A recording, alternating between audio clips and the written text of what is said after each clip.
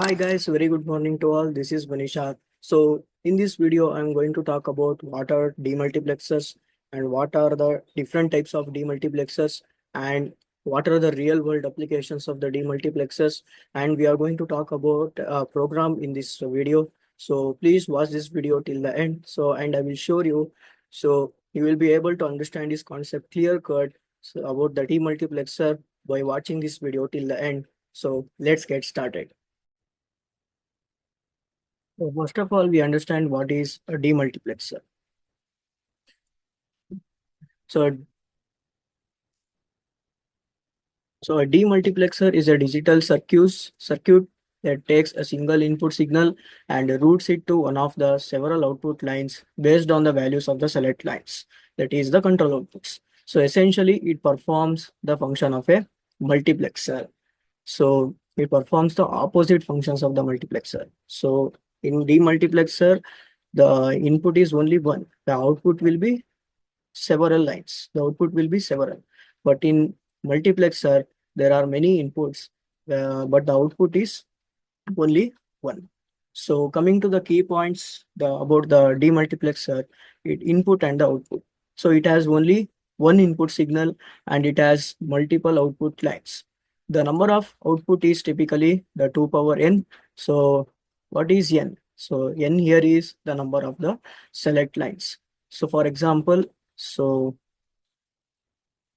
for example, so if the number of select lines in a certain multiplexer is 3, then the output will be equal to the number of outputs is 8. So that is the meaning of this statement. So next key point is the select lines. So these are used to control which output line the input signal will be routed. So coming to the functionality, so only one output signal is active at a time in a demultiplexer and the input signal is transmitted to that output. So the other outputs remain inactive. Usually it is set to the logic 0. So coming to the types of demultiplexers, there is a 1:2 demultiplexer. And the demultiplexer, it is short and it is also called as a demux. So coming to this 1:2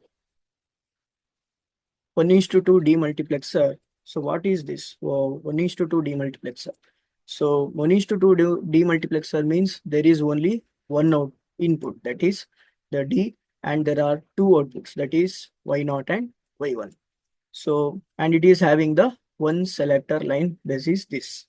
So one bit, it is a 1-bit selector line. Therefore, it takes the values 0 or 1. So if this selector line selects the input as 0, then the input D is mapped to the Y0.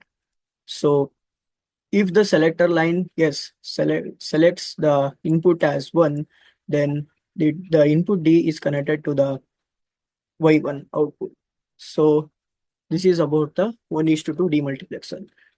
So coming to this 1:4 demultiplexer, it has only one input and it has the 4 output and it has a 2 selector lines. So therefore it is a 2-bit selector line. Therefore it takes the values 0, 0, 0, 1, 1, 0 and 1, 1. So if S0 is 0 and S1 is 1, then the input I is connected to the Y0. Wait a minute, I will clear this. So if the input S1 is 0 and S0 is 0, then input I is connected to the output Y0. Then if the input is S1 is 0 and S0 is 1, then it is connected to Y1. Then it is, if the S1 is 1, then S0 is 0, then it is connected to Y2. If S1 is 1, then S0 is 1, then input is connected to Y3. So this is types of demultiplexer 1:2 and 1:4. So coming to its applications, so it helps in data routing in the communication systems, and it also helps in address decoding in the memory and the microprocessors, and it also helps in data distribution in the display system, and it is also used in digital signal processing and the control systems.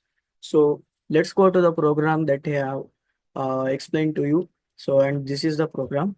So let's to understand this program simply. So I have divided this program into 7 steps. So let's understand it by step by step. So first step, we declare a module declaration. First step is a module declaration. So the first statement, the first line of the code is like this.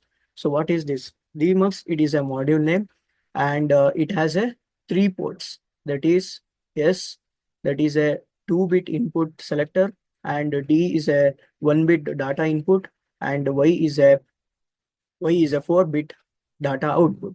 So in this, S and D are the input and Y is the output. The second step is the input and the output declaration. So input 1 colon 0 S, input D, output 3 colon 0 Y. What it means? So first statement, so S colon declares S colon, which means it declares a 2-bit input vector that acts as a selector to choose one of the outputs. So, input D means it declares a 1-bit input, which is the data to be routed to one of the outputs. And the output 3 colon 0 Y means it declares a 4-bit output vector, which represents the 4 possible output lines. So coming to the step 3, that is the register declaration. So register 3 colon 0 of Y, which means what? So the Y is declared as a register type. Why? Because it is assigned the values inside an always block. To store that values, we have to declare the Y output as in a register. So a register type is required for the procedural assignments within the always block. So coming to the step 4, that is the always block. Always at S or D, what it means? So the always block triggers. So always block triggers whenever there is a change in the values of the S. S is nothing but the selector, and D is nothing but data. So it ensures that the outputs are updated in response to change the inputs. So coming to the step 5, that is the resetting the outputs. So so after we have to give the random inputs to the Y.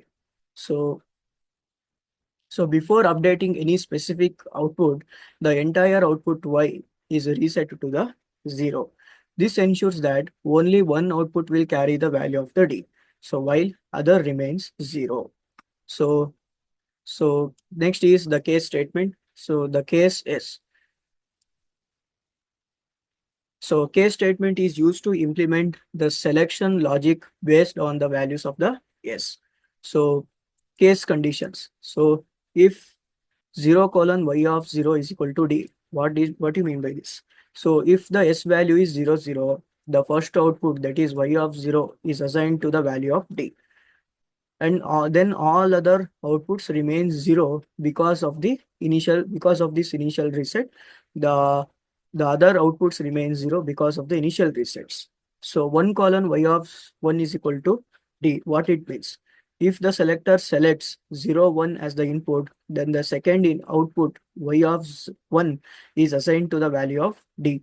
2 colon Y of 2 is equal to D. What it means that if the selector line selects 1, 0 as the input, the third output, that is Y of 2, is assigned to the value of D.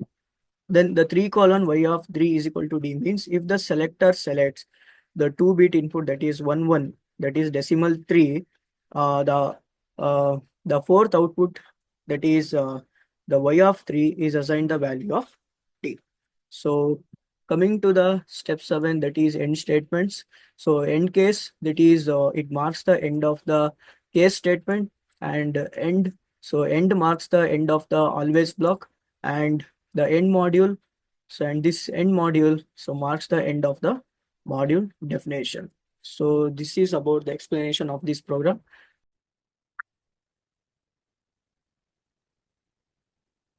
So this is the output of the program. So when we run in a particular softwares, so you can use the softwares like the Model Sim and the Xilinx Vivado.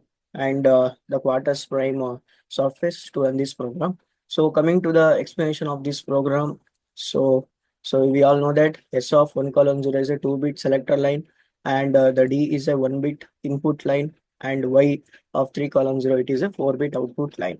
So if the selector selects, that is, if the selector, yes, wait a minute. So if the selector S not, selectors lines are S not and S1. If the selector selects the input as 0 bits 0 0 and the value of the D is always 1, then the output, then the input to D is connected to the Y of 0. Therefore, this bit becomes 1, then all the bit remains 0. So therefore, the output is 0. In case of input, if the input is 0 0, then the output is 0 0 0 1. So coming to the next input, that is 0 1. If the S0 selects 0 as the input and 1, and S1 selects 1 as the input, and the input to D is connected to the output wire, that is Y of 1. So that is, therefore this bit becomes 1 and all the bit remains 0. So therefore the output is, if the input is like this, then the output is 0 0 0 1 0. So that is here. So coming to the next input, that is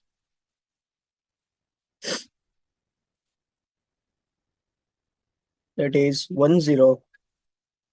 So if the selector selects S0 1 and S1 0, then the output, then the input line D is connected to the Y of 2. So therefore, so this bit becomes 1 and the other bit remains 0.